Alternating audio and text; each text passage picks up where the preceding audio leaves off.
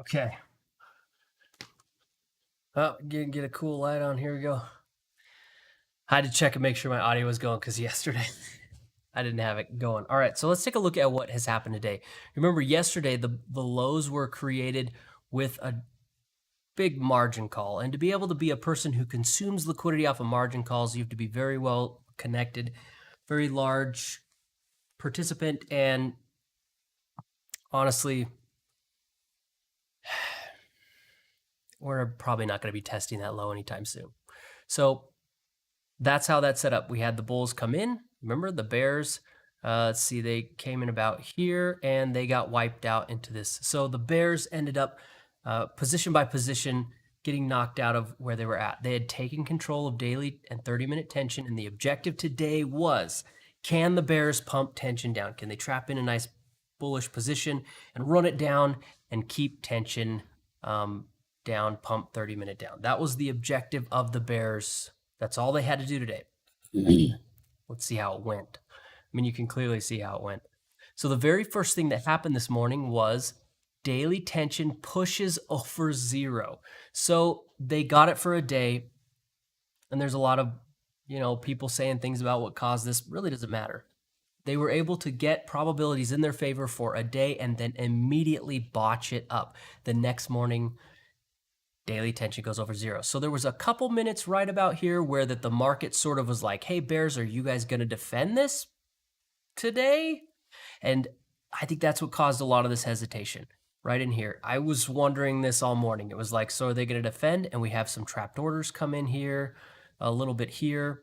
And so I think in general, this little area here is a spot for the bears to come in. They need to defend daily tension. A zero test, something like this. Or even like we popped up here, it took a little while, but they came in and did their best, but lost control, which is similar here. And you could see it pushed back down a little bit. So these bears show up just a smidge, like nothing almost. And it's pathetic. So right at the open, also at the same time, decay goes down. Trapped orders, there's a buy position. These guys are face to face. The buyers took out the bears yesterday. They're willing to get into the face of the bulls. And what happens is as this moves down, this is really the sweat moment right here. This was a lot of pressure. If you were holding long right there, you were sweating bullets. But as it moved down, tension was rising. The bulls were impacting tension. The bears, this is a big deal because if the bulls are impacting tension, they're not going to get daily tension, or they're going to lose control of tension. So the bulls are driving tension up while the bears are just failing to impact tension. And that's a big deal. You can't keep tension down if you can't impact tension. So right through this low, as we came down and sort of retested this bullish position, the bulls were impacting tension, and it became a little bit clearer there. Still, this was tough because if you were to pop in here, you're face to face with the daily zero test. Now, the thing I didn't like about the zero test is that these bears hadn't really established themselves. If they had like 2 days or something like that down, where they had established control over daily tension, zero tests look better. I don't like wishy-washy zero tests. I don't like back and forth. I want to see, a trend. You don't have to scroll back far to see, bulls gaining control. It looks like this. Not this back and forth stuff, especially when they've had the market running down for so long and haven't been able to maintain their control over tension at all. So yes, it tested zero, but no, it was not a very good zero test because the bears really hadn't established their dominance. I mean, think about it yesterday. They had huge algos coming from, I don't even know who was running the algos, but it was somebody. And then the bears just basically get wiped out. So as soon as the bears come in to try and exert themselves, they just get obliterated. So then we get a zero test. It's like, well, you guys didn't establish your dominance yesterday. You didn't wipe out any bulls. You didn't pump the market. You got destroyed immediately. So not a good zero test for the bears. The bulls pick this up. And of course, what they want to do is liquidate the bears. Well, the first intraday position for the bears here was to get decay up to zero. So what they need to do now that they've sort of turn this upside down is to trap in some bears and wipe them out. That's how this goes. And you can see right here, we get decay to pop over 0. You see that? Decay pops over 0, and there's our trapped orders. So we got ourselves bears, bulls, it pops over 0 traps. So this is what we're looking for. Remember yesterday it was who can establish their dominance? Who can do it? Well, the bulls are here. The bears just kind of losing control of daily tension here, and they do. And you can look at this. You could say there's a switch back here, and we have some bulls here, but I wasn't really paying attention to that at that point. Tension was rising aggressively. The bears had absolutely no impact during this liquidity. They just vanished. And at that moment, it was pretty clear. So the market moves up. You know, they're going to put their stop above this nice safe looking thing here, right? That's safe looking little lump in price. And as we push up to that high, you could see, well, it's actually kind of hard to see here, but as we pushed up through here, this right there, it's a little difficult, but this push up actually had some acceleration and tension. So the way I'm interpreting that is that these guys and these guys all liquidated on this move. For whatever reason, they held for much further than they should have, and that's fine. It's going to keep going until they let go. Most of the time, that's how it works.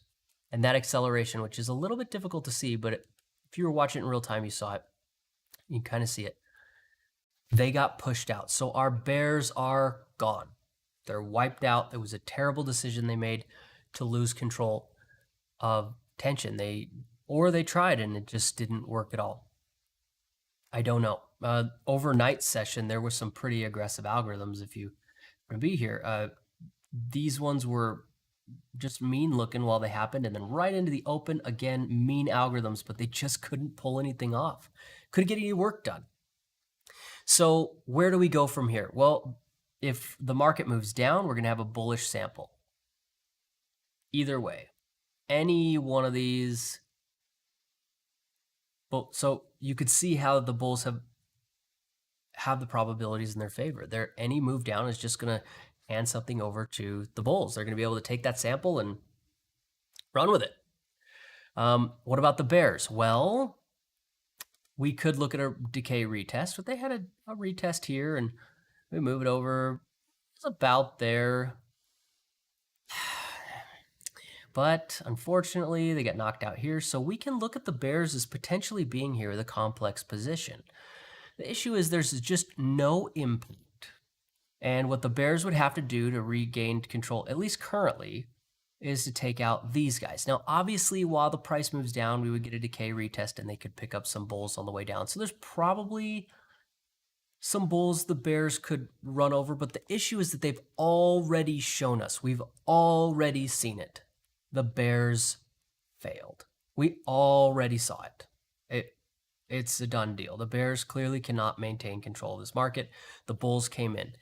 And hopefully you've picked up on the change in character. But for the past week, it's been just mind-blowingly frustrating. Where the market, I'll just show you. And if you haven't been watching these streams, you maybe don't know. But you have these markets where the bears just... This was the one bullish sample we had. And then the rest of the time, it was just markets moving around. No bullish sample, nothing, just days. And then finally get a sample and the bulls do nothing, exactly nothing. No samples, nothing. There's nothing for the bulls to do. Nothing, nothing, nothing, nothing, nothing. And then finally, yesterday, the market does the margin call, comes down, gives the bulls a beautiful position. It takes off and the bulls start curling tension. It's like this huge change of character yesterday, where the bulls are able to get into positions, start wiping out bears again, which is the best way to do this. It's structured, it's clear, it's typically pretty easy once it starts getting going, and it does the same thing every day. Today, the market pops down, gives the bulls a position. Yeah, I guess you could call this teeth. It didn't push down that much. If you were long right in these lows and you were trading this like an institution, it didn't really pressure you that much. Pops out, impact tension. We are back to the good old bulls taking out the bears, but the bulls do still need to pump tension. I just want to point out there was a character change here. We saw just the most irritating stuff. And that's just how bear markets are. And I say this all the time, I don't really like bear markets. They're irritating, they're frustrating, their opportunities just are irritating. This set up nice, and then we got another setup today, and the bears get obliterated. This is the kind of stuff that is much easier to participate with. So I wanted to point that out. So going forward, we already know that the bears have lost control. What the bulls need to do now is at some point, they probably will need to sample some bears. We do have some bears sitting up here, and if the market moves up, it's just going to wipe them out and pump tension higher. The daily tension is going to get higher, and the bulls need to establish themselves. So we need something like this. And this needs to get paid for through, I'm just going to write LQ, liquidating a bearish position that we can trap into moving forward. And since we have one right up here in the highs, they probably have stops not too far off of that. But I don't see any hope for this getting down to zero today. Definitely not 30-minute. So we have not much for the bears at this point. In my opinion, the best position for the bears is to let this move higher and try and pick up something better when you have a little bit more opportunity. But the way that this is looking right now, they're not going to be able to do like any damage. Even a huge algorithm that drove this all the way down to like here isn't really going to hurt the bulls. It's just going to give the bulls a sample, and the bulls will pick this back up because daily tension, even with a huge algo, would probably close here. There's just nothing for these bears to really do here. So will they run an algo? Maybe. I don't think they should. In fact, I think that would be the dumbest thing they could do. So there might be something small, but at this point, it's a done deal. And so these are the guys that I'm looking at right here. These bears right here. These bulls are holding. And we can also check out those guys right there. But this is the position that really I think is important. It was the one that matters the most. So that's the one really, if you're going to do any damage, that's what you have to take out. Like that. I don't think so. In an hour, that's a lot after this obliteration the bears have taken. So I am bullish on this right now. But to continue this higher, we need to see the bulls push this up in some way. So I mean, I should put a ... here because I don't know how they want to pull it off. We could let velocity come down. The bulls could get a sample. That sample could absolutely work. And then so it'll look like this. We get it there, and then it drives up and takes out this position, and then we see tension close nice up high, daily closes there, and then tomorrow we get to go ahead and try and do that again and see what we can happen. And the next phase after this would be if tension gets so high that we're looking at like a negative 60%. This is the next thing that we start to look at elasticity, and that'll be the next thing really for the bears to have an opportunity. And there's a bunch of stuff. We've talked about elasticity. Essentially, elasticity is a time when it's advantageous. It's good for the bulls to let the bears drive the market for a while. And then the bears make some money, and then the bulls pop in, and they have better prices. Tension gets cooled off. You know, you can drop tension down to like 10% or something like that, and then they can rebuy into it. And elasticity is going to be the next thing coming up. I think the bears just really... they lost it, and it was clear to me about here. Character change right as we saw the bulls picking this up, and this is where we're operating from. This is the origin. So in my head, everything goes back to this, not the other stuff. This is where we're building from. So as every single day that I look at all the 1 minute bars, I'm operating from here, thinking on like a 1 to 2 weeks. Here is my mentality. How do we get this going? How do we keep it going? What kind of things do we need to do? Well, we're going to look at every single data point to build that. I am operating from this origin position, and that origin position is riding on the fact that there was a margin call here. That's where I'm operating from. So next event, up next, is a bullish sample. We need some sort of bullish sample. There's two ways to get velocity down to zero here. We can hang out in this little range. And over time, this will probably work its way lower, and then you'd see a little bit of a dip, probably some sort of teeth. So we probably have the sample here, a little tooth there, and then it pops up. I think this is the most likely way to do it. We could see a little bit of aggression come in and decay would come down on sample 2. That could also work. And then pop that up, and the bears will help fund this moving higher. That's the next event that I see coming up. That's the one I'm eyeballing. Let's take a look at some of the other tools we got here. So I'm going to look at this. We have this, I think is really interesting, having an expansion on both sides almost immediately. This doesn't happen very often. So basically what that means is that when price broke this value area, it moved in a way that was quick, it was heavy, and it expanded, it rolled right back over. This expansion has a target right here currently. You have to remember that until this backfilling, which is this line right here, till this line stops, this will continue to update. It's searching for a pattern. It's not searching for a typical type of, it's like a shape, you know, it's looking for a circle or something. So it'll keep doing that until this backfilling finishes. But right now we have an expansion, and that is the target on that expansion. Do not forget about that expansion there. It doesn't mean sell the market down to it. That's a target that the market is going to want to deal with at some point in the future. So keep it in your mind, the back of your mind. You can mark it out on your charts. In terms of what I think happened this morning on a meta scale, I think the interest rates dropped here. Now, my philosophy is that this represents debt money, or essentially a credit card. When you go long in a market, first, like if you were to buy here, you want to buy here with hard-earned cash. If you're going to add, like here, you add with a credit card. It's a credit card. Here's a black strip with a card. You don't use equity. You use it just as much margin as you can muster. And so what happens is if the market moves up here and you take profit, the first thing you have to do with the capital that you regain is pay your credit card off. And that is what caused this. Somebody was dumping their major bullish position, and that caused you pay off the credit card, meaning you take money, so you take it out of the ES, you convert it into, really it's debt money, and that debt money gets put into the inventory of the market, which means supply rises, which means we have extra debt money, so drop rates, because we need to get that out. You know, guys, it's free credit cards. It's just so cheap stuff.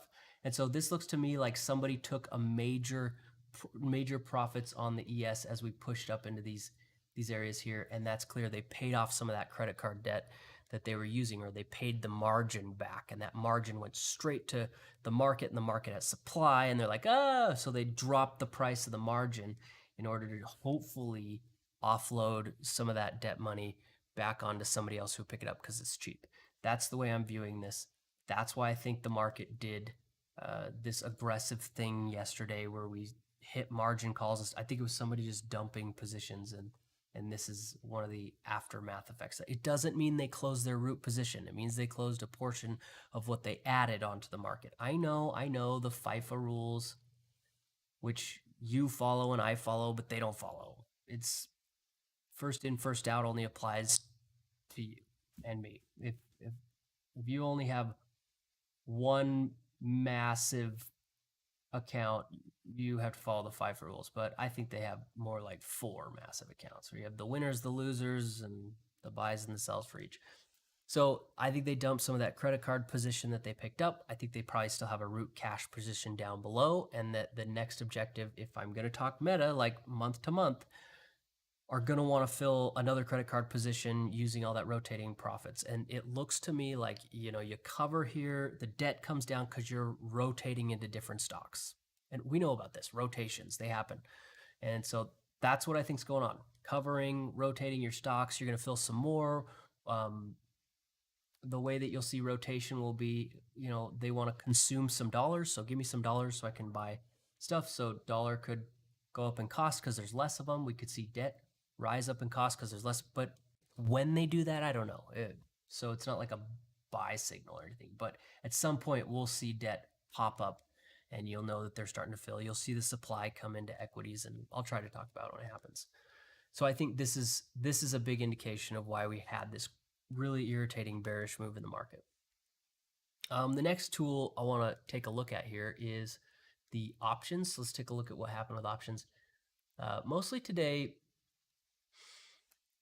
not a whole lot. We've had this pattern of somebody buying calls. This is like 6K here.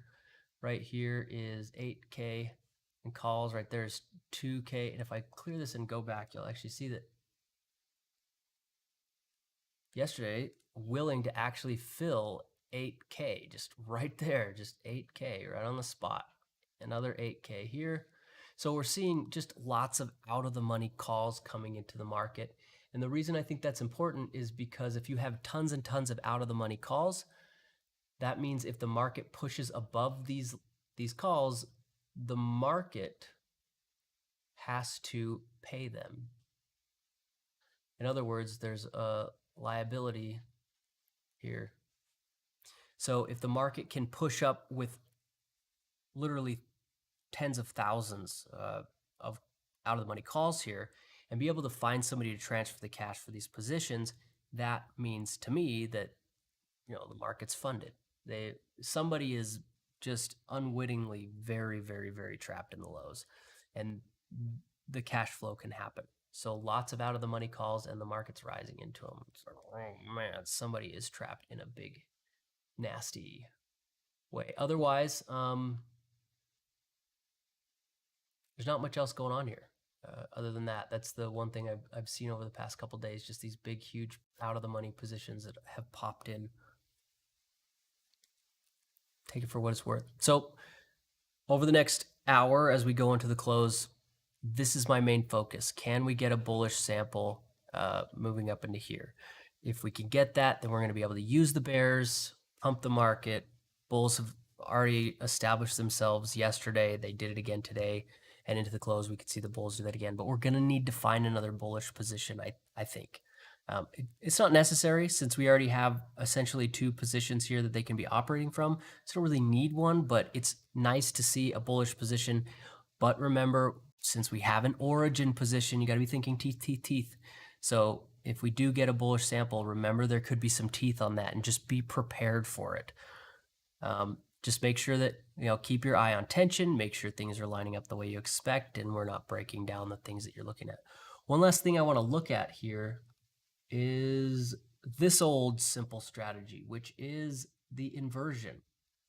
And you'll see if we scroll back on the tick, and this is the tick chart, the high of the tick happened at 11 o'clock. So if we scroll back over here, you see this is the 11 o'clock bar. Yes, I marked it out earlier today. The market was moving out of the lows. We created our tick extreme. Price is pushed over it and has stayed above. This market is inverted.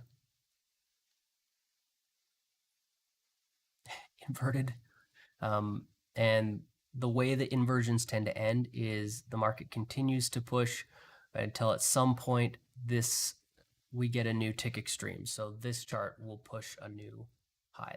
So right now the tick is going to have to push over 950. We see that pop up there. It'll do what I call clear the inversion, and then basically when I draw that on the chart, I'll have this line here, and then if it pushed up and cleared right here, I just connect those and say, all right, that's cleared. And usually that indicates it's a really good indication of that's the meat and potatoes. Market's going to need to reset. And, you know, sometimes it moves a little higher, but most of the time, that's about what you get out of the day. Otherwise, inversions can go on for days, for a day or two. And usually the next day, if it doesn't clear, it'll continue up or something like that. And the next day you'll get another inversion. It'll pop up and then just continue until usually they'll all clear like at the same moment. All of a sudden it's just like, and you're like, oh, they all cleared. The tick just pushed all the way up to like 1500, and that'll be the temporary top for a little while. The market can reestablish itself, is my expectation there. So, I mean, overall, looking at all the things that we have here, we have a lot of things that have set up really well for the bulls. So I'm short-term bullish because of the structure. I think overall, at the end of the day, I'm looking to target those bears out of the, I think that we should take the bears out, especially after last week and the nightmare that was. We should just wipe those guys out. We could even go back into last week and mark out all the bearish positions and probably just watch the market go right to those. So I'm short-term bullish. Longer term, and when I say longer term, I mean one day, which is like 24 hours tomorrow to 1 week. I am bullishy neutral. I think that with the situation that we've had, that the bulls have a very good case to drive this up. They have everything they need to make this happen. There was devastating lows, just a lot of good stuff going on here. So I'm a little bit more bullishy, but still neutral, because we need to see those bulls actually maintain some control over tension instead of stuff like this where we just can't seem to get it away. So I still want to see some bulls actually keep control.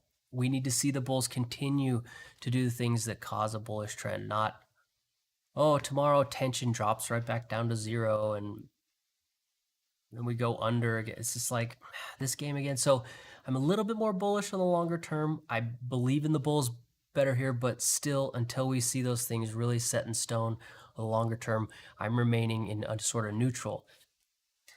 That being said, if you think about the range that we're in, these bears drove this market down from Tuesday last week. We are in a huge, just an enormous range, and that's going to play a role. If the market's sort of neutral, we could see what looks like a major bullish move up, but it's just in a range. So yeah, bullishy neutral on the longer term. Tomorrow, I'd love to see daily tension stay up here, bulls maintain control, and in the intraday, we see the bulls take out bearish positions and pump the market. Then I would say longer term, I'm back to bullish on this. I think we're going to keep seeing that. But short term, I'm bullish because of the situations we have here. Things to watch out for. At this point, because of the aggressiveness of this whole move down, which is, I mean, if you watched it, you should agree it was really aggressive. This kind of stuff right here. What's interesting or useful about these kinds of things, where that you have things that are very quick and larger than normal profits. So this really ran down. It was just really big move in one night. These set up something I like to call symbology. And what symbology is where that you have this mental trigger, where that some event happened and then it gave you a windfall. And whatever it was happened, and I say symbology because I think it's a function of shape. So if you saw a star and then you had a windfall profit, every time you see that, you're going to have this compulsive memory. So if we scoot back to what was going on right before the market cratered here, we can look at the day before, but I think that right here. So here is something you're going to have to remember. Look at this nice arc. So this is going to be something that if the market mimics this nice curve, you're going to get triggered. Oh my gosh, watch out for the nice curve, because that curve leads to, it'll have these sharp memories that you can't help but to see. In terms of the structure and what was going on in that day, we scroll back a little bit. We had the market was moving up to hit a bullish sample and then a bearish sample. So face to face, there was no bulls in the lows. So structurally here, I don't see anything that if it replicated, I would care about. But most likely, if you see a bullish position that's moving in your favor, and it's not like a bullish position in the lows like this, it goes like this, this will probably make you unhinged. You'll be like, I don't know if I like that because last time it cratered on me. Any other time where that you find yourself not being able to help it, you can just see it. Something happens. And size doesn't matter. It could be on a 1-minute chart. It could be on a daily chart, anything. The market is going to try and mimic a nice curve so that all you see is this. The reason that's important is because the more you look at it, you start to take it more and more seriously. So if you're long here, you're probably going to tighten up your stop too much. You might dump and try and reverse because you see this massive move down. And it tends to be that symbology is just a really effective way to generate liquidity. If I know you're going to get triggered if we create this sort of shape, I don't even have to create the shape. If it shows up, I can predict that you'll knee-jerk respond to it. And that means that I know there's liquidity in here. I know that. So everyone's going to look at that and remember last time. So be careful if you're sitting there and you see some shape in the market, and it's always a shape, some shape, and you go, oh my goodness. And all you could think about is how that the shape makes you know. You're in a state where you say, I know it's gonna something. Usually it's crash. And that knowledge, the fact that you feel like you know is actually, this is wrong, you're actually fear. But you'll state it as no. And you might even say things like, I realized, It's like, realize, that implies, you'll make these implication statements and you'll find yourself saying it. You watch out when you say those things. I realized, or did you know? Or you could be conservative about it and say, well, markets could tank, be safe. Really what you're saying in this conservative statement is, I'm afraid the markets are going to tank. And so you sort of hide your fear in being conservative. And so you'll convince yourself that you should do conservative things. Really what you're doing is you're working against your trading narrative, whatever's that you think's happening. This one is like my least favorite one. I realized. And then I realized, you know what I realized earlier? You know what I realized this morning? I realized it. It's like, are you trying to tell me that it's true? Just tell me. You don't have to tell me that it's true first, but it's a statement that I find a lot of people say when they're a little bit concerned in trading, or they feel like they know something's going to happen, and they say, I realized that the market could crash or something. And it's a way of justifying a behavior, and it exposes the fear that you have. You're stating knowledge, which in markets, there is no knowledge. It's true enough rules. The thing that is the most true is true. So there is no absolute truth. It's just, you get to a certain point that you know as much as you can, and that's true. And there's no way past that. If you're searching for some ultimate truth, some function that defines profits, you're looking for the wrong thing. And you said, what do you mean there could be teeth on the sample? Okay, what do I mean by teeth? So, let me draw out a theoretical. You always have an origin, which is going to be your first position. And when I say origin, I mean multi-day. This is something that could go on for weeks, months, years. I don't know. I mean, I don't anticipate years. Just, I'm making a point. And then what happens is it moves up and you get secondary positions. A secondary doesn't follow the rules as the origin. The origin, your cash average is here. On the secondary, your cash average is not here. And oftentimes, you don't want to be getting into a position where, let's say you take 10 here. You don't want to take 10 here. No. You want to take like 5 or something so your cash average can stay down. So your origin needs to be large enough that your secondaries don't drag your cash average up. Institutions do this. So they'll get in, they try and build into this area here as much as they can. You want like 1,000 and then you add like 100 or something so that your cash average stays low. So you have your origin, Then you have your secondaries, which I call a root. And when I say root, I'm typically talking about like an intraday origin. You'll get this was the root position for today, but it wasn't the origin.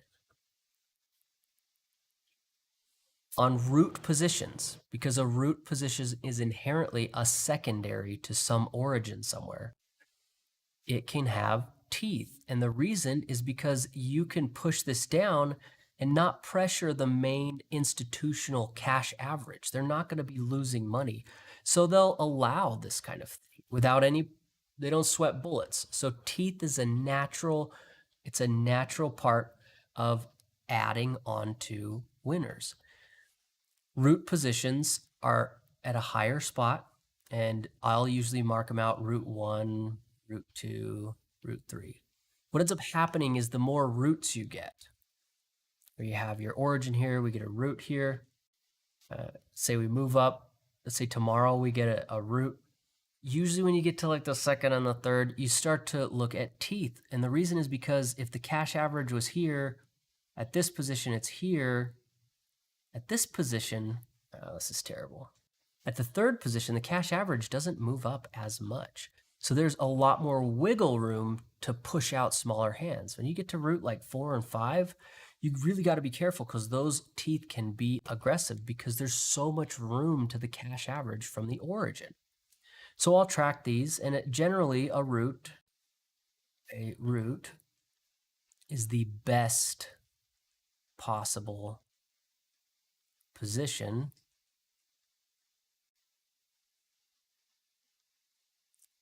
in favor or with the origin. So I don't usually treat a position, if there's a buy here and a buy here, I'm not treating this as a root.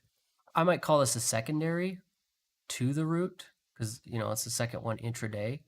But because I have an origin here and this is the best one, I'm going to treat this one like a root and I'm going to call it that. And this one I'll probably just call a secondary.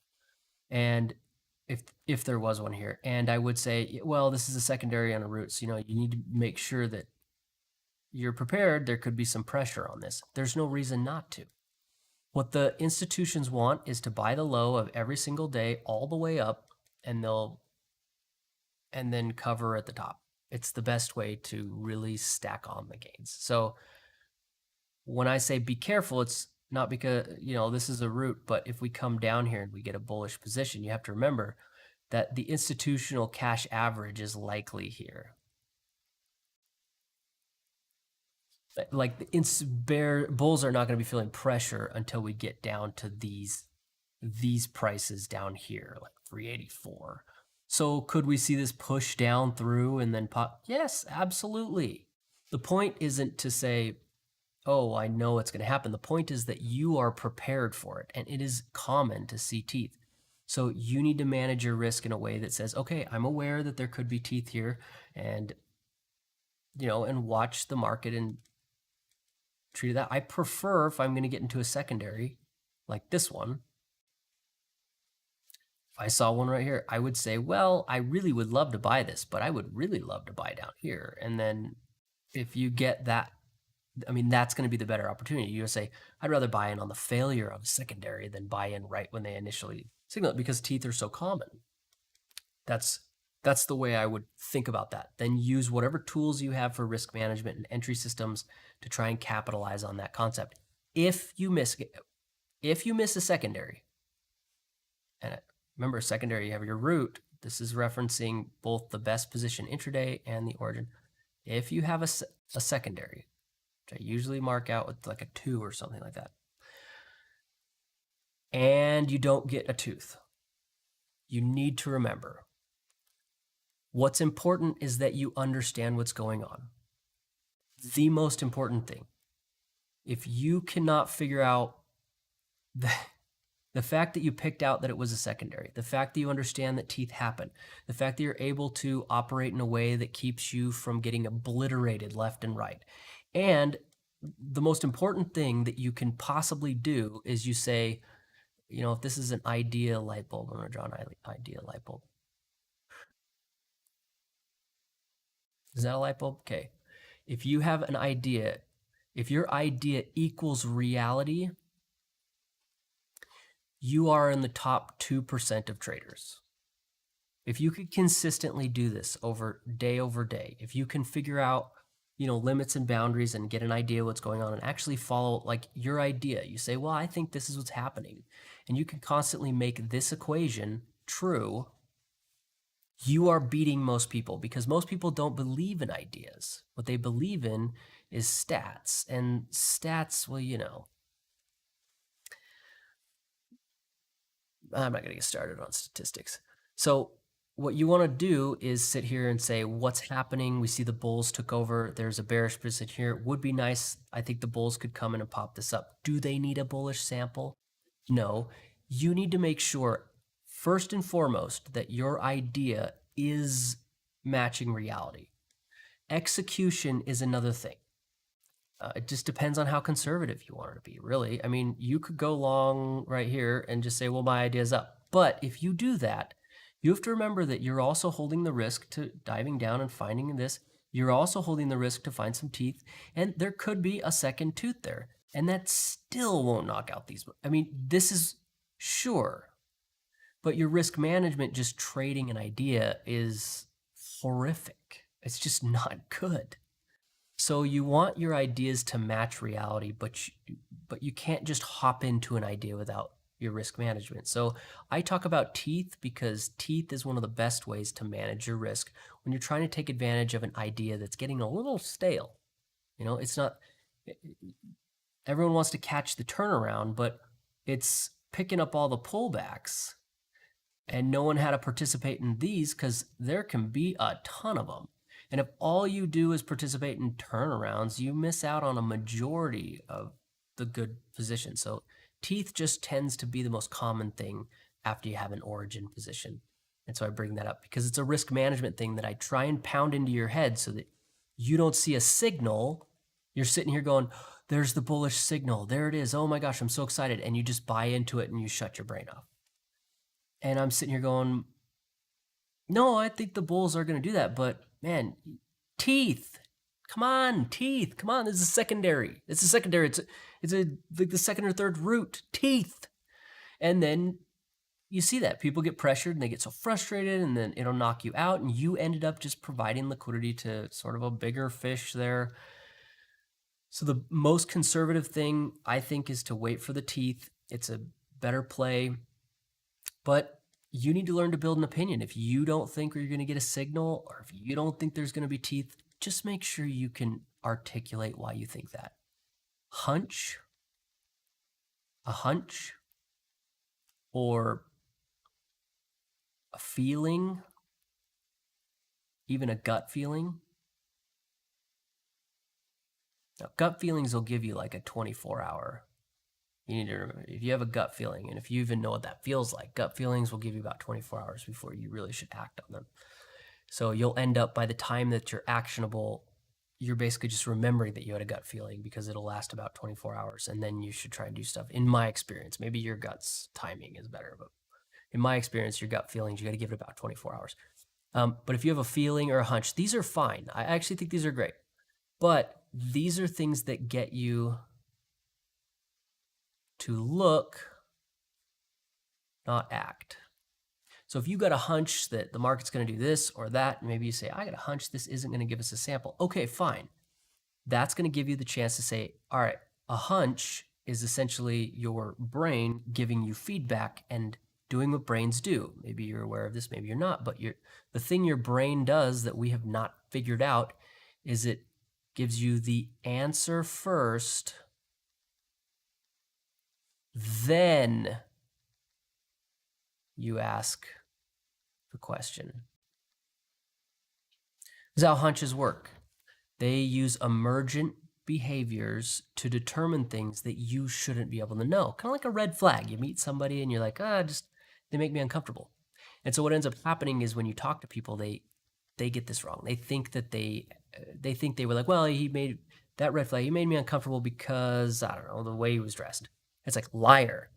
You felt uncomfortable first, and now you're trying to roll backwards. It's sort of like your brain essentially will invent or it'll give you a finished invention. then you basically go backwards and reverse engineer the building. So when you say things like I got a hunch or I got a feeling, and you watch markets a lot, I don't discredit that, but the point is that you're getting data from your brain, and it's giving you the answer. It's not telling you why, and you really need to go figure out why. And the reason for that is if you can figure out why your brain gives you a hunch here or a feel there, you'll start to figure out how market structure works. Because your brain is really good at doing that kind of stuff. And don't ignore your hunches. Don't ignore your feelings. Just make sure that you don't take them as like the holy grail and act on them, because boy, will you get inoculated like crazy. You'll get so hooked on your little idea that the market will go so much further against you than it ever should. But because it was like your idea, you won't let go. So you get a hunch and you say, well, I think this, I think that. Okay, fine. But go through and say, what exactly did I see? When did that trigger? What was I look? Was it like this weird little curve in this thing? Maybe it was how that this did this, or try and figure out exactly what it is. And then unravel that hunch. If you can unravel why you had the hunch, you're going to be much, much better off in your decision. And occasionally you'll find out that you had a hunch for the wrong reason and you were wrong. That does happen, but it's a big challenge to do. But I recommend, if you have a hunch or a feeling, don't ignore it. Just, I don't want to hear about people say, oh, I think it's going to go up. Why? I don't know. I'm long. I'm just going to be really irritated. So right here, again, short-term bullish. I'd like to see a bullish position. Now, personally, of course, the reason I'd like to see a bullish position is because, yeah, it'll give me an opportunity to participate. Without a bullish position, I think, hopping in here, you're carrying just an enormous amount of risk. We all know you can think whatever you want, but if you pop in here, one of the things is you have to share your stops where they go. Right now, the stops are off of this position or potentially this position. But right here is most likely, I'll mark that where all the stops are, because that's where this position is for today. And the institutional players who are multi-day or large players are likely have their stops down around this margin call area. And I don't think the market's going to be getting down there. I don't think this is going to get retested. I think a lot of people think this is going to get retested. If it does, it's not going to be the way you want. It's going to blow everybody out before it ever does it. So here's where the stops are for these bulls. So if you pop in here, just remember, this is your risk, and that is foolish levels of risk. So you better figure out a way to mitigate that risk if you're going to try and pull off something like that. That's why I'd like to see a sample. Bullish sample gives us somewhere to operate from. And if you give a market a sample, it's going to want some teeth to go with it. So a little psychology about how the teeth work, and you may be having hunches here. Another thing, this symbology, if you see this arc and you're like, I know it's going to come down, symbology is especially when it's large like this, symbology is a huge trend starter, in my opinion. Of course, it's just my opinion, my experience. I haven't documented or back tested this. It's just something I watch a lot. Whenever you have the market do a shape that it did, kind of recently for the last major event that was horrible or fast or a windfall, and then it repeats that behavior, it's usually a really great way to drive in some liquidity, or basically people get triggered and they shut their brains off and they do the most horrendous things in their trading accounts. So I'm looking at this as a little bit of that. And I think a lot of people are thinking it's going to run algos and tank down to $0. I think that's the thing that you can't help but see right now. And so it just puts this natural people trying to sell on the way up. But that's what I think is happening. And it's because they're not looking back in the chart. It's because this hit them so hard emotionally. Whether you missed it and you had intense FOMO, whether you got on the wrong side and you got stopped out right at the lows, or whether you caught it and you made a bunch of money. The point is, it was so emotionally exciting that this now will trigger you. Your brain goes back in and it goes, okay, here's the pattern that caused that emotional thing. And you can't help it. You see that pattern. You just need to be aware of it. This is a symbol, and that symbols, it's always a shape. It can happen on any time frame. I think this is actually how the fractals work. Trading, you find the patterns that cause things, and then people can't help it. If you sit and watch markets and the market did this and then crashed, you're going to be looking for this like spike up, flat, spike down. Every time you see that, you're going to think, oh my gosh, it's going to get nuts. Oh, it just like sticks in your head and you can't see anything else. It can be difficult to deal with if you're not paying attention to symbology. So that's where we are. It looks like, at this point with 20 minutes left, are we going to get this down from 15? I think we're probably going to do something like this. Decay could kind of move down, but it looks like the market's just going to sort of drift around here. Looking at the tick charts here, we did not clear out. Looking at options for today, which my calculations is a little funny here, so deal with it. It's still in development, but it's still kind of, the totals, see I do the totals for the calls and the puts. You got to look here. This one, I oopsed, but I didn't want to reset the indicator, trying to fix it during market hours. If you've ever done that, you know that Thinkorswim hates it when you load heavy indicators during market hours. But you can see we have 51,000 for this, so this will be about 51,000 puts for the SPX, remember? So I tried to notate this as good as I could. And 54, so about 54 here, 1,000, that's okay, for the calls. And the reason I'm pointing this out is because I observed the behavior, obviously, that, not obviously, maybe it's not obvious, I don't know. When you have higher or increasing, increased levels of put volume, that markets tend to go this way. And then when the put volume all of a sudden drops off and you get down to like 30, 20s, 30s, markets have been going up. And so seeing the market is taking a look at about 50, and by the close we could see about 60K, that's in this area. And so that makes me concerned that the market may have moved down, but I'm not familiar enough with this indicator to make these declarations. I've only been watching it for a little while. It's still in development, but I'm going to point it out anyway because I can.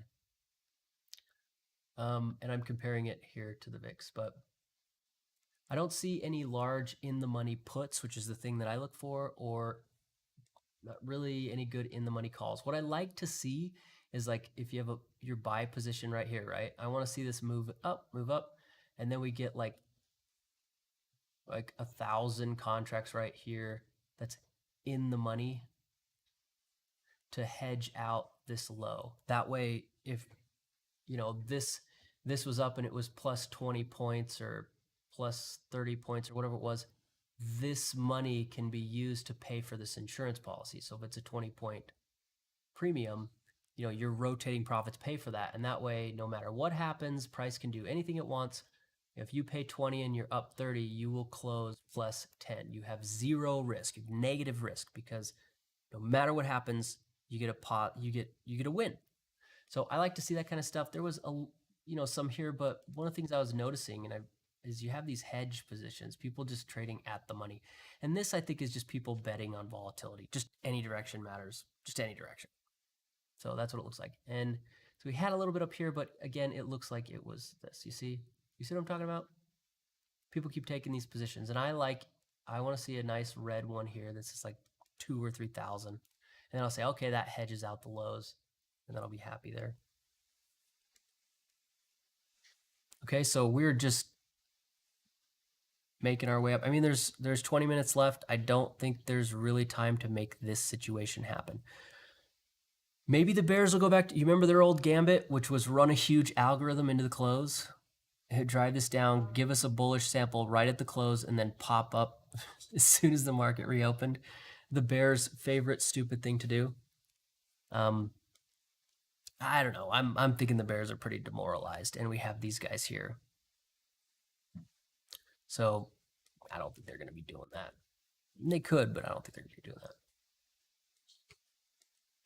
Really, I think the focus right now is taking out that and seeing if what are the bulls going to be able to do to continue to pump this tomorrow. We got a big sort of turnaround. These guys get stuck in. We turned it around. We took out a couple of people on the way up.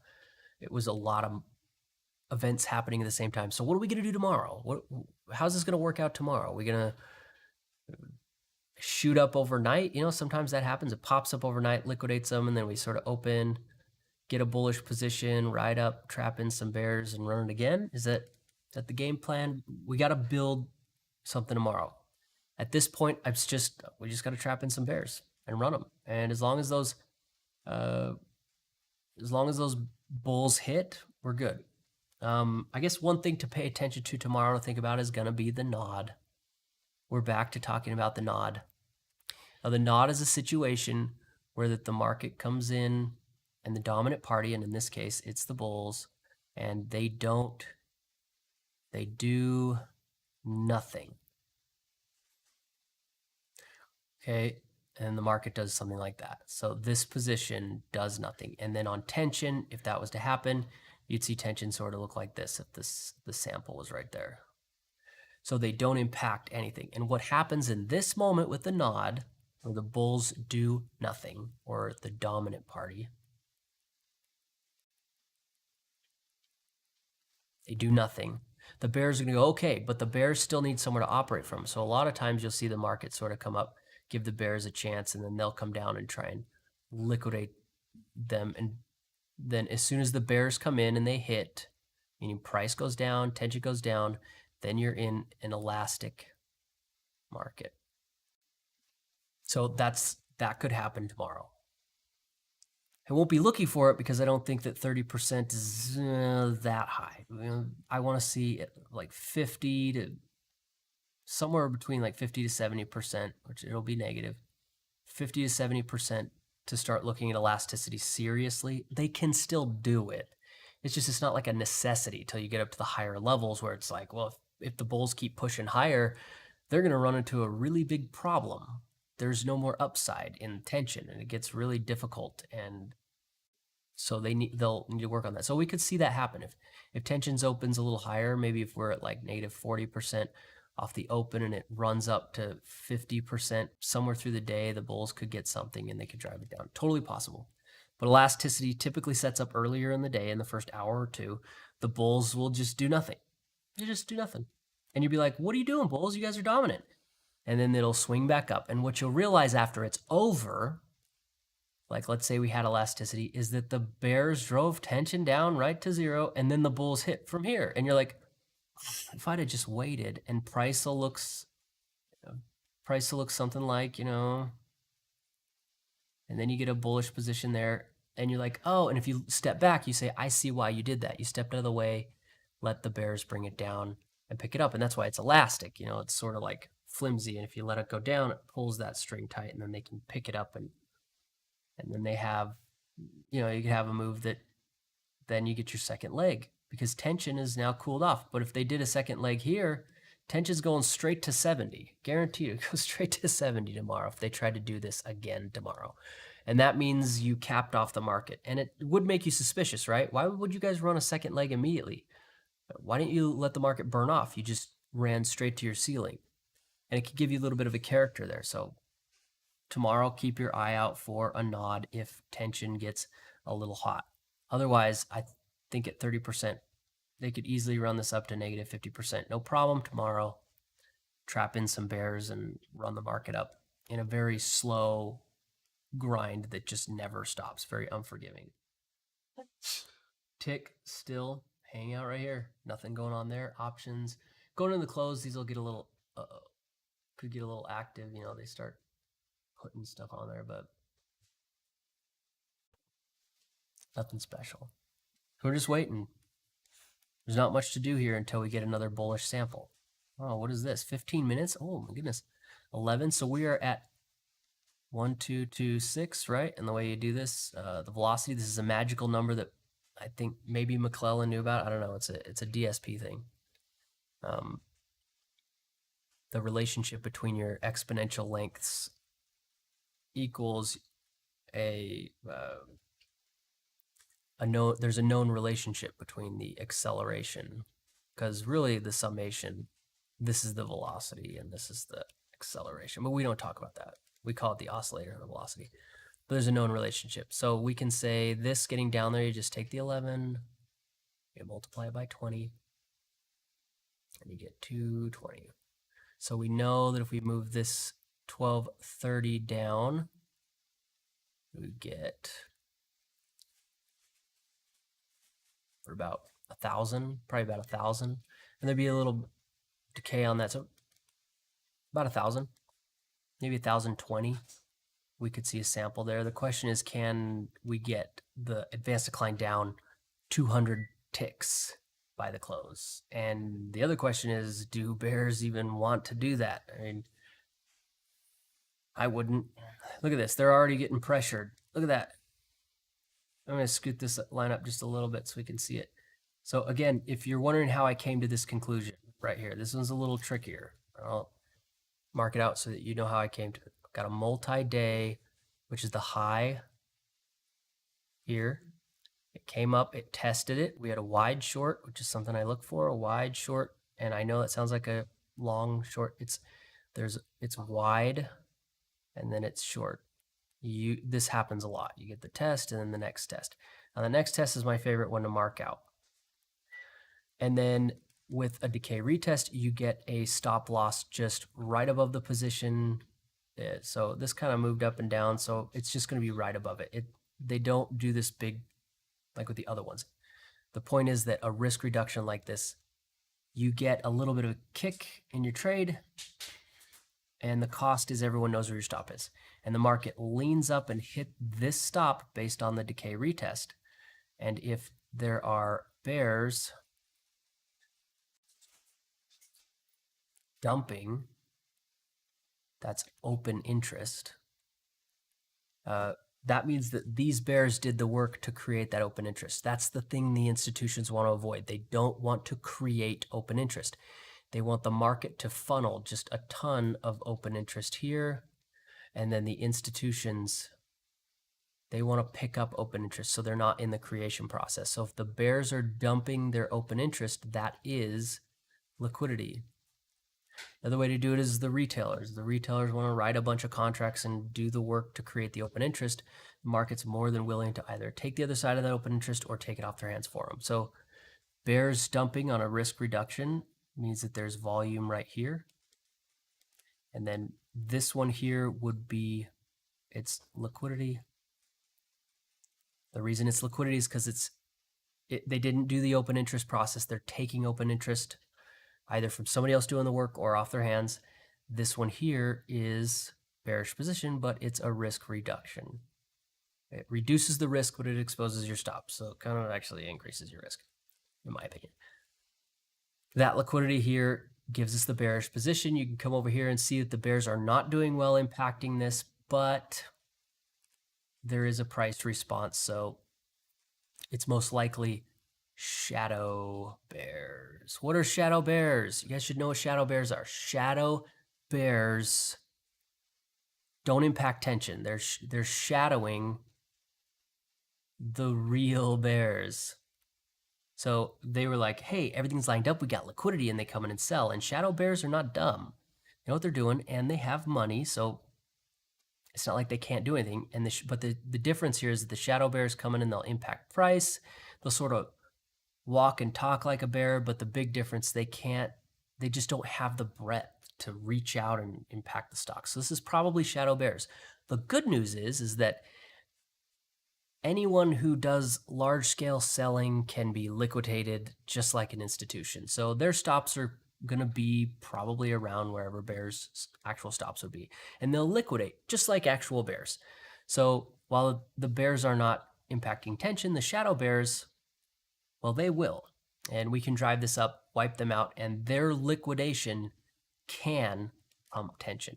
It's better to trap in some big institutional bears, the ones who come in and they impact tension or something like that. Wiping the bigger players out is vastly more profitable over the longer term. But these guys will do just fine. They're shadow bears. They come in, they'll trade in hundreds or 1,000 lots. So yeah, we can we can kick them off the planet just the same as, there we go. Just the same as real bears. So the way you know it, obviously, you get up to where that you expect it, and I just am leaving that stop there. It's going to pop through. So price will feel like this. That's what it feels like. It's like grind, boop. And where you have your stop is going to be somewhere in this sweep up, and you see tension accelerate. It's important that tension accelerates because that means that these stops were larger than just the index. If you're just hitting stops on the ES, you need to hit stops that, somebody tried to mimic a bullish position or a bearish position. Like they're going to move the stocks. They're going to adjust the probabilities. Otherwise, it's not really effective for the bulls to try and drive these stops if it doesn't give them any advantage. And the work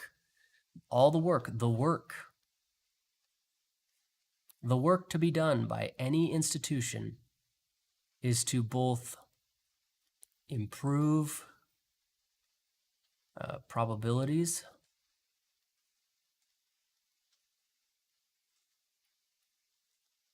for their team and improve price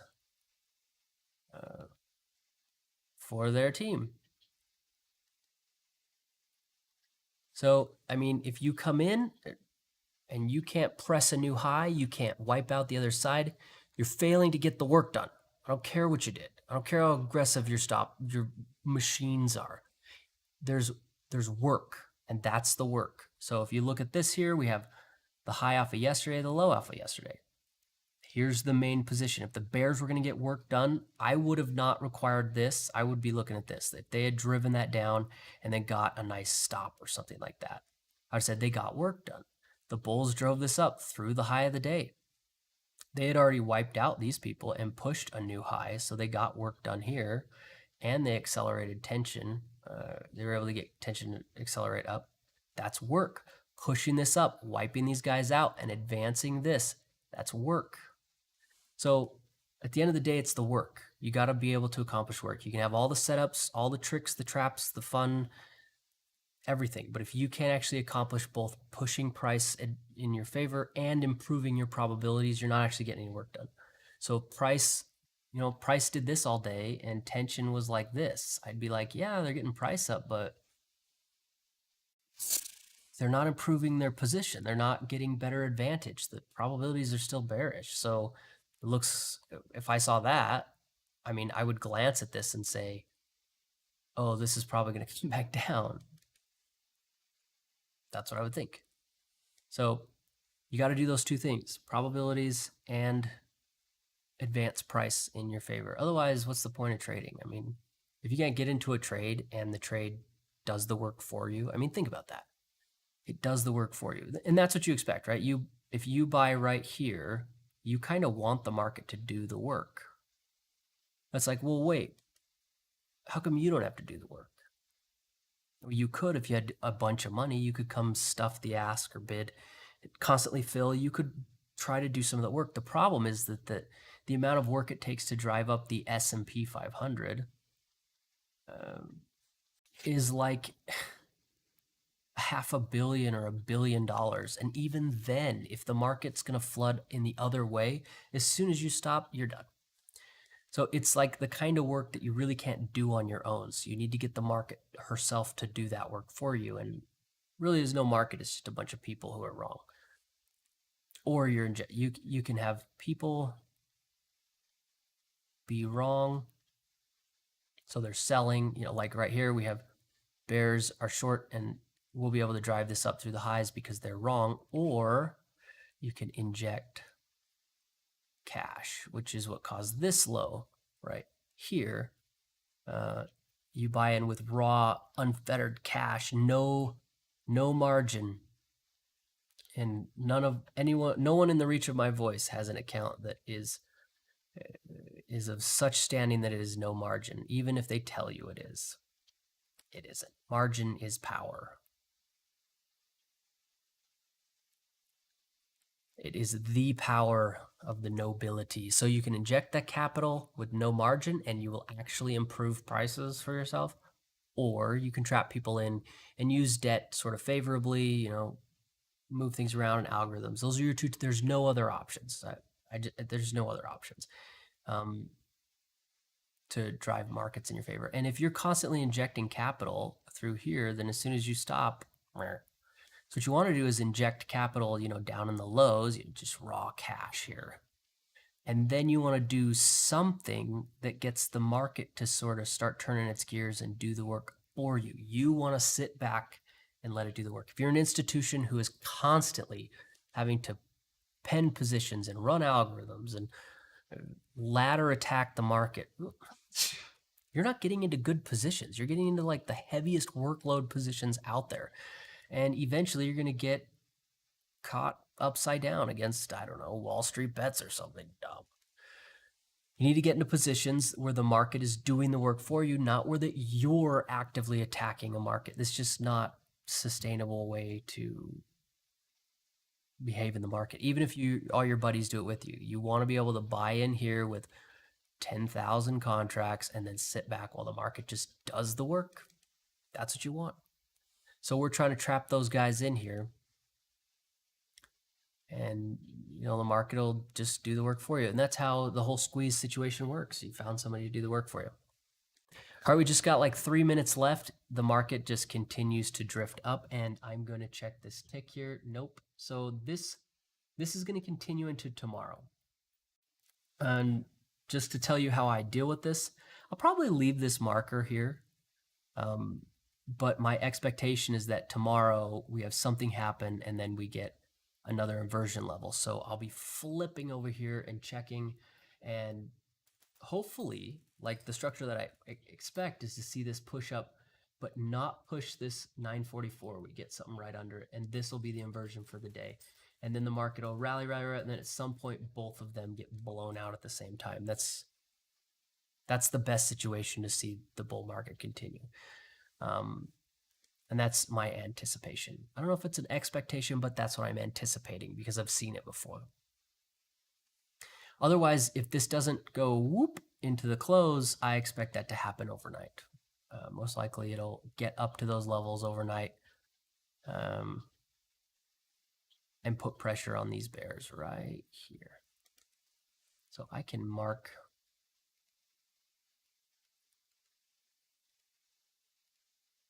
I think that's probably where their stops are. How do I pick stops? How did I determine that's where the stops are? It's really simple. I just eyeballed it. In my experience, the best way to figure out where institutional stops are is to just look at the market and go, here. And then just stick with it. And that just, it's the most reliable thing I've ever. Just say, oh, if I was short right here, where would you probably put your stops? And then you don't move it. You leave it there and you treat it. The only time that I'll move it is if I have it there and I see this market just obviously move up and it doesn't hit my stop, and I see this accelerate. And I'm sitting there going, okay, they dumped. I have all the earmarks of dumping. I was a little bit wide, but usually that doesn't happen. Usually eyeballing it is spot on. Sometimes a little closer, sometimes a little farther. But that's how, if you're wondering the secret sauce to figuring out where stops are, I just look at it. I mean, if you've been blown out of enough trades, you kind of know, like, where would I be wrong, but not too wrong? Okay, you just look at it. Just remember all those horrible experiences that you have permanently etched in your memory that always seem to be fresh and never go away. And it'll help you just sort of eyeball it.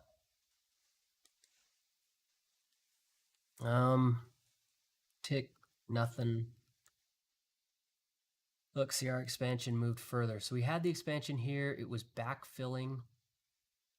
How do I explain backfilling to you guys?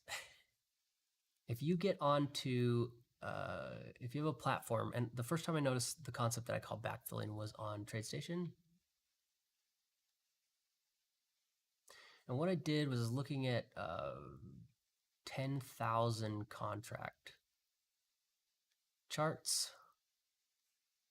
Pull up a 10,000 contract chart for the ES. And what you notice, you get this like range. Okay, let's do bars. Bar, it's like a range here. And then suddenly you get a sweep down where it's just a really aggressive, and then another one. You're like, whoa. And then it goes like this.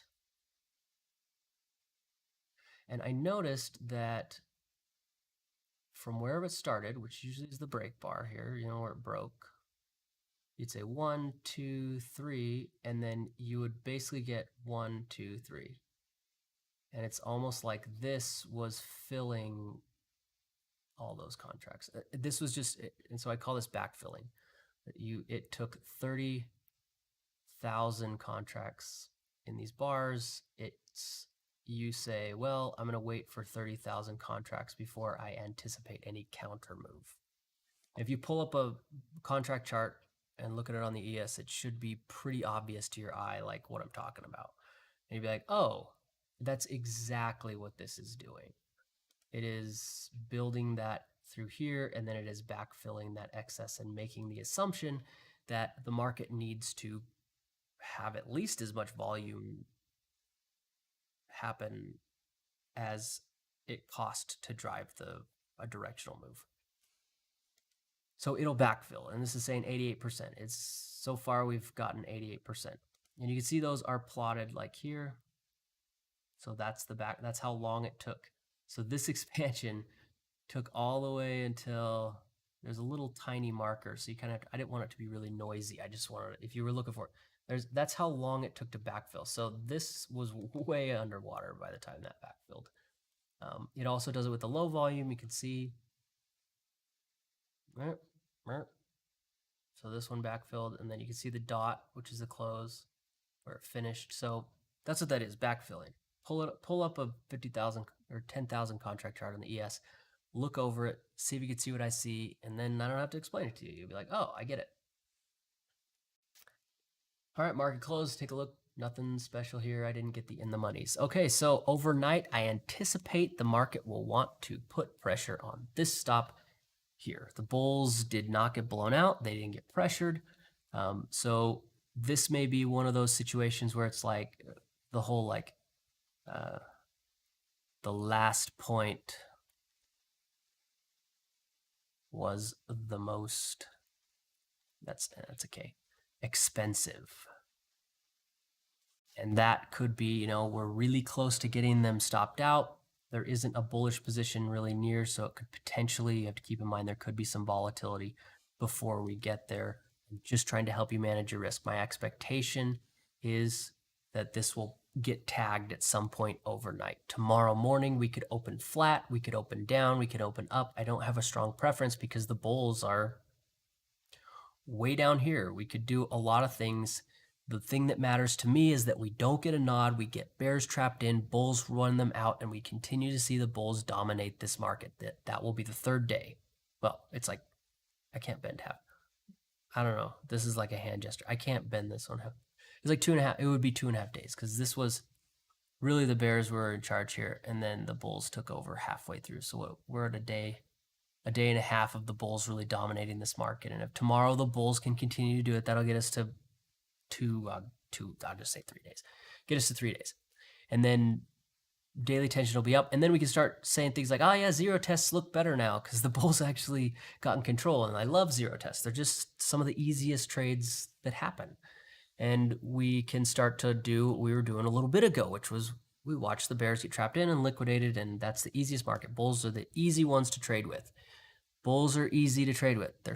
They're a little bit slower, but well, they're structured.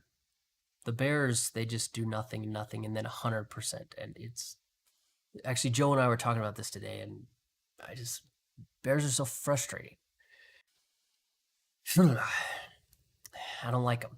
They just I'm not even kidding. Like I get physically angry at bears. It's not because they're driving the market down. It's because the way they operate is so chaotic and ridiculous. And they make these statements like, oh, the market came down because of my analysis. And you're like, just irritating. They're just a mob fest. So if you're a bear and it's working for you, I'm glad, but I don't want to trade alongside you until you come to the light. Okay. Short-term bullish, long-term, I'm still, I'm going to be more convinced about being long-term bullish, especially if we see the liquidation and we get what we want tomorrow. I'm going to be like, boom. All right, bulls have taken over. The market can go ahead, and I'm going to anticipate that it's bullish over the longer term for the next week or something. Now, that doesn't mean you get into a position that's going to blow out the roof. It means that I expect behaviors over the next couple of days to a week or so out to be bullish. I expect bullish trend type of things, and those follow certain characteristics and expectations and stuff. So that's what I'll be shifting to. Right now, I still have sort of a neutral but leaning towards the bulls expectation. Our range is wide. We have a lot of great opportunities. There's going to be some good stuff here. They're even with options. If you're wanting to trade like out of the money options, our ranges are so huge. You could totally use OTMs to take advantage of stuff. I like in the money ones because you own something, but yeah. Okay, guys, I will see you tomorrow. Yeah, I'll probably be sitting here when the market pushes up higher. I'll post about it on Twitter or something. All right, see you guys tomorrow.